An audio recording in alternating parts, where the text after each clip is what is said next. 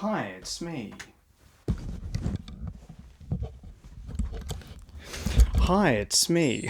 And this isn't my usual broadcast, I know, but there is something I wanted to talk about before I get back to my usual videos.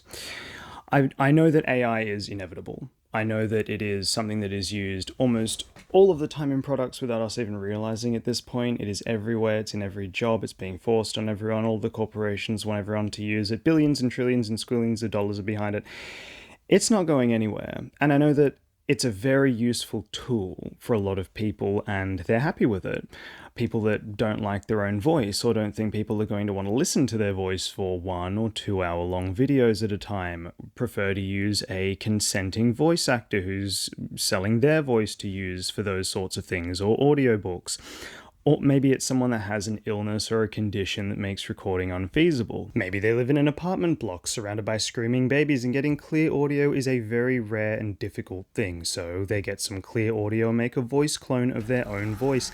There are so many reasons that it's a good thing that these tools exist, and I appreciate that, and I get that.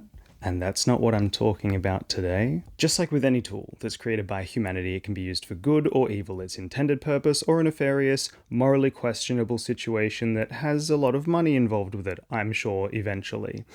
And unfortunately, with cars, we have laws and regulations to prevent people or discourage them or punish them for using cars for those nefarious means. But unfortunately, these laws and regulations aren't really there yet with AI. They have not caught up to AI. It's moving at a far quicker pace than they can catch up with, even if that is intentional, because putting laws and regulations in place would stifle progress. So, in the meantime, we are left at the mercy of our fellow man, hoping for the best. And that's going about as well as you can expect. I'm not sure where else this is happening. I'm sure it's happening many other places, but I was recently introduced to a type of theft on YouTube that had me a little bit worried. Someone showed me this YouTube channel, which, if you have a look at its videos, it has some topics and it has some content that seems suspiciously similar to my own. And if you watch the videos, which you shouldn't, you'd find out they actually are my videos. They're just much longer and with this wispy ASMR voice. And I have a theory about why these videos are so long and they use these wispy ASMR voices. And it's way darker than you think. For example, my 15 Secrets video, 11 minutes long. Their 15 Secrets video, 4 hours long. And they are the exact same secrets in the exact same order. I'd say it's bold, but the entire channel barely bothers hiding the blatant theft. It's literally just an AI rip out of my script, fed through ChatGPT, elongated with half the talking speed and verbose nonsense words, and slopped onto SlopTube, like an original work. Presumably, since it's now transformative and thus a new work. But is this elongation just to make the content transformative, so it's escaping copyright? Or is there more to it? Why are they so long, and what's with the wispy ASMR voice? Well, one of the things I've learned from making varied content on YouTube is that longer videos pay way more. And it's not just because there's more ads being played. Each ad pays more. I wager it's because of several factors working together. For example, with longer videos, you're usually doing something else. You're not paying attention to the screen.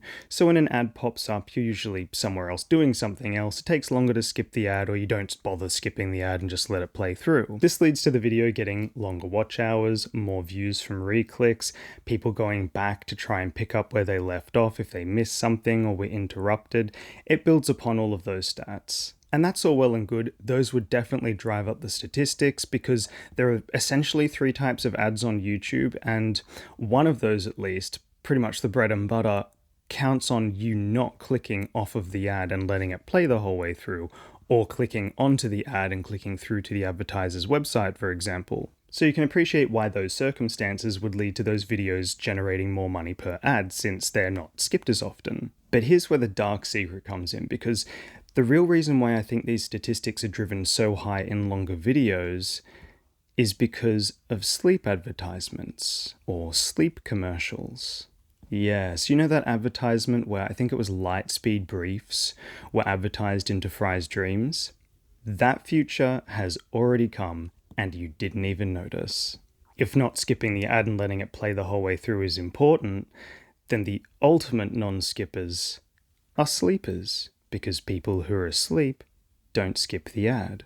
And that ties in with this choice of ASMR, because ASMR is again used for relaxation and to assist with sleeping. I think this problem is starting with this community because everyone in this community sort of talks in a very soothing, if you will, monotone sort of way, process the audio again and again and again to make it sound as nice as possible. Because it doesn't matter how good your information is, no matter how amazing your theory is, people are going to struggle to listen to a 1 or 2 hour video if you have a grating voice. So really, it does make sense that this is happening here because there are the two birds with the one stone. You have the ASMR niche, which takes advantage of YouTube's favoritism for long-form content, and you have unlimited, in-depth, thought-provoking content that is assured to send the listener to a deep slumber at least once.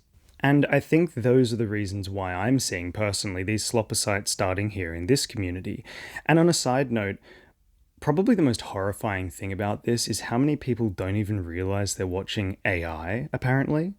Can you imagine how much worse this is going to be in like another year when it's far more seamless? But as if the homegrown theft wasn't enough, this seems to be like an international issue.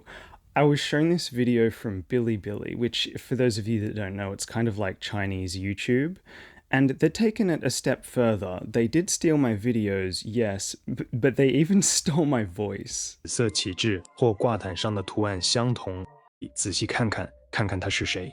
现在坐在一棵曾经是这2艘山羊船的更大树上。关于这些雄伟的生物，我还有很多话要说，包括它们与双鸟和其他双胞胎的相似之处。That was me in Mandarin. But aside from myself, I also found Chinese Vati. 猩红腐败是交界地最致命的事物之一，因为它没有真正的治愈方法。Smotown. Soulsborne 和 Elden Ring 中最道德善良的角色是谁？使我回顾了 From Software 的每一款游戏，以寻找答案。Hawkshaw. 从积雪覆盖的山峰到巨大的地下洞穴，这个地方充满了野生动物和丰富的历史。Chase the Bro. 大家好，我是 Chase the Bro， 欢迎回到新一期的《艾尔登法环》DLC 配装视频。And while I didn't find heaps of it yet with like popular YouTubers having their videos taken and uploaded in a different language, I think it might be because of the addition of like the face talking and things like that makes it a bit more difficult. But who I did find quite a few of was dear old Charles. And I think this is because he has a very similar voice, face, facial expressions in each video, which may make it easier for AI to snipe dear old Charles. But not only that, his topics are usually of the moment, yet real-life lore relevant, which makes him lore adjacent. 非常明显想对原著素材进行忠实改编的电影，而且我觉得他成功了，在大部分程度上是成功的。当然，他有一些问题，他有他的缺陷，但2006年的那部《寂静岭》电影其实拍得相当扎实。第一部的导演并没有指导第二部《寂静岭启示录》，我敢肯定他现在每天晚上睡觉都能笑醒，因为如果他真的导了那部续集。So I feel like the reason it's happening to him is very similar for the reasons it's happening to the lore community, in that the voices are very easy for AI to sort of just snipe, and they're relevant to the communities they're a part of. Anyway, my point is that this problem is not only local, it's homegrown, be it for elongation to take advantage of YouTube's favoritism for long-form content, or to transform the content to avoid copyright, or just to steal the video and voice. I mean, at least they credited me instead of just trying to steal my videos and pass it off as their own. And just like internationally, I'm not the only channel that's suffering from this. Obviously, this is happening to multiple channels homegrown. Check out these Sloppercite channels, and you'll probably see titles and videos that seem very familiar, and if you notice them, let the creators that they've stolen from know that this is happening, because I'm sure they would like to know that this is happening. And I know it may not look like the most incredible numbers, but 650 subscribers is over half of the way to monetization in 3 months. That's more than so many hard-working YouTubers who are just getting into the scene, trying their hardest to get ahead, putting their heart and soul into their videos, working tirelessly to get them done and make something that they think is special and they want to share. And these slopper sites that are just stealing videos are being rewarded several-fold. And this is just the fledgling stage. Imagine in another couple of months or a year, when this is more seamless, what's going to happen when they quickly steal someone's video they've just released, tickle the algorithm better, get more money, more views, more subscribers for content someone else made, and just steal it and re-upload it and get rewarded several-fold more? What then? It's going to encourage theft, destroy the drive for creativity, and turn YouTube into even more of an Ouroboros of slop than it already is. These slopification channels need to be identified and destroyed, well, they still can be, and as the canary in my little niche, in my little bubble, I'm squawking. I'm telling you, this is going to be a huge problem. It's already a big problem. It's going to be a huge problem. I know that a lot of creators like to point this sort of stuff out and bring attention to it. I also know that Team YouTube only seem to apply through Twitter, so I've made a Twitter account. If you can follow me on this so I can, I guess, amplify anything that I see from that end as well, that would be massively appreciated. And while you're still here, I wanted to take this opportunity to shine a light on some real YouTubers, some human YouTubers that I have personally seen pour blood, sweat, and tears into their video scripts, take months to create beautifully cooked, well thought out, incredibly delicious lore videos, which you can find here and in the description.